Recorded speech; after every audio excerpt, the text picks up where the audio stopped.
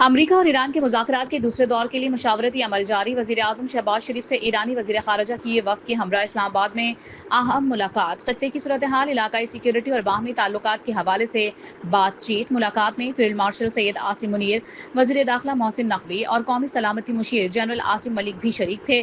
ایرانی وفد میں نائب وزیر خارجہ غریب آبادی، سفیر رضا امیری مقدم اور ترجمان وزارت خارجہ اسماعیل بقائی شامل تھے۔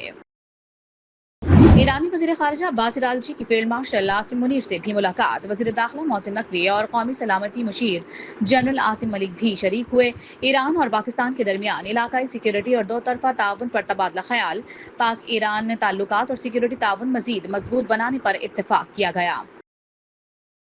وزیر اعظم شہباز شریف اور فیلڈ مارشل سید عاصم منیر سے ملاقاتوں میں جنگ بندی سے متعلق تازہ ترین پیش رفت اور جنگ کے مکمل خاتمے کے لیے اصولی موقف پیش کر دیا۔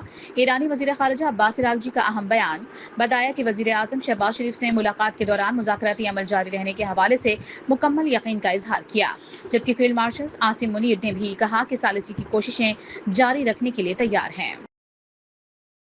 امریکی ناکہ بندی جاری رہی تو فیصلہ کن رد عمل دیں گے۔ ایرانی فوج کے مشترکہ کمان خاتم الانبیاء ہیڈ کوارٹر نے خطے میں امریکی فوجی سرگرمیوں کے حوالے سے وارننگ جاری کر دی۔ بیان کے مطابق ایران اپنی خود مختاری اور قومی مفادات کے دفاع کے لیے پہلے سے کہیں زیادہ تیار ہے۔ امریکہ تیسری مسلط کردہ جنگ کے دوران ایران کی جارحانہ صلاحیتوں کا تجربہ کر چکا ہے۔ امریکہ نے ایران سے منسلک کرپٹو والیٹس اور ٹیل نیٹ ورک پر نئی پابندیاں عائد کر دی۔ پابندی سے ایران کی 34 کروڑ 40 لاکھ ڈالر کی کرپٹو کرنسی منجمد۔ ایران سے کاروبار کرنے والی چینی آئل ریفائنری، 40 شپنگ کمپنیوں اور ٹینکرز پر بھی پابندیاں عائد۔ امریکی وزیر خزانہ اسکاٹ بیسنٹ کا ایران پر مالی دباؤ برقرار رکھنے کا اعلان۔ کہا، ایران کے مالی وسائل کے خلاف گھیرا تنگ کیا جاتا رہے گا۔ پاسداران انقلاب نے آبنہ ہرمز سے گزرنے والے 2 جہازوں کو قبضے میں لے لیا۔ ایرانی بحریہ نے دعویٰ کیا ہے کہ امریکی فوج کے ساتھ تعاون کرنے اور حدود کی خلاف ورزی کا ارتکاب کرنے پر 2 بحری جہازوں کو قبضے میں لیا گیا ہے۔ ایرانی خبر رساں ادارے کے مطابق دونوں بحری جہازوں پر قبضہ گہری انٹیلیجنس نگرانی کے بعد کیا گیا۔ برطانیہ کے پاسداران انقلاب ایران کو دہشت گرد تنظیم قرار دینے کے لیے قانون سازی کا فیصلہ۔ برطانوی وزیر اعظم سر کیئر اسٹارمر نے کہا کہ ان کا ملک ایران کے پاسداران انقلاب کو دہشت گرد تنظیم قرار دینے کے لیے چند ہفتوں میں قانون سازی کرے گا۔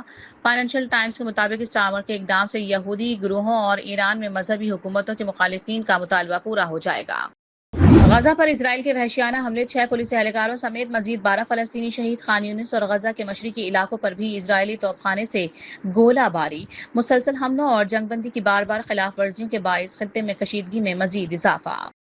جنوبی لبنان میں جنگ بندی کے باوجود اسرائیلی حملے جاری، مزید 6 افراد شہید اور 2 زخمی ہو گئے۔ اسرائیلی فوج نے دعویٰ کیا ہے کہ اس نے ان مقامات کو نشانہ بنایا جو حزب اللہ سرحد پار راکٹ فائر کرنے کے لیے استعمال کر رہی تھی۔ حکومت کا پیٹرولیم مصنوعات کی قیمتوں میں پھر بڑا اضافہ۔ پیٹرول 26 روپے 77 پیسے مہنگا، فی لیٹر قیمت 393 روپے 35 پیسے ہو گئی۔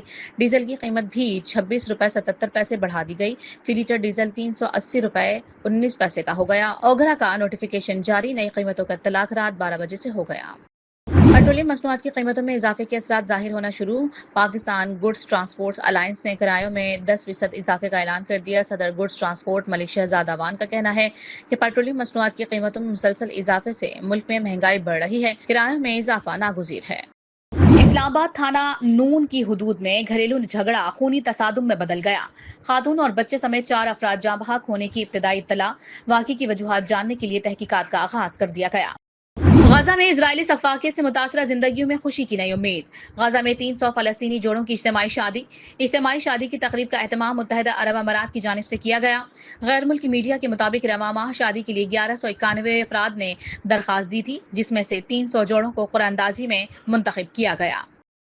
پاکستان نے الیکٹرو آپٹیکل سیٹلائٹ EO3 کو کامیابی سے خلا میں بھیج دیا۔ ISPR کے مطابق سیٹلائٹ کو چین کے تیان سیٹلائٹ لانچ سینٹر سے خلا میں بھجوایا گیا۔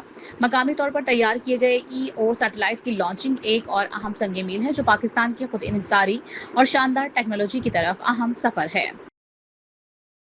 وزیر اعظم شہباز شریف نے پاکستان سپر لیگ کے 11ویں ایڈیشن کے فائنل کے لیے تماشائیوں کے اسٹیڈیم آنے کی اجازت دے دی۔ چیئرمین PCB محسن نقوی نے سوشل میڈیا پر جاری بیان میں وزیر اعظم شہباز شریف کا شکریہ ادا کرتے ہوئے کہا کہ وزیر اعظم نے کفایت شہری مہم پر بھی زور دیا ہے۔ اور پی ایس ایل میں کراچی کنگز نے کوئٹہ گلیڈیٹرز کو 9 وکٹوں سے شکست دے دی۔ کپتان ڈیوڈ وارنر، نواسی اور ہینڈرکس نے 87 رنز بنا کر جیت میں اہم کردار ادا کیا۔ کوئٹہ گلیڈیٹرز نے پہلے بیٹنگ کی اور کراچی کنگز کو جیت کے لیے 196 رنز کا ٹارگٹ دیا، جو کراچی نے 1 وکٹ پر حاصل کر لیا۔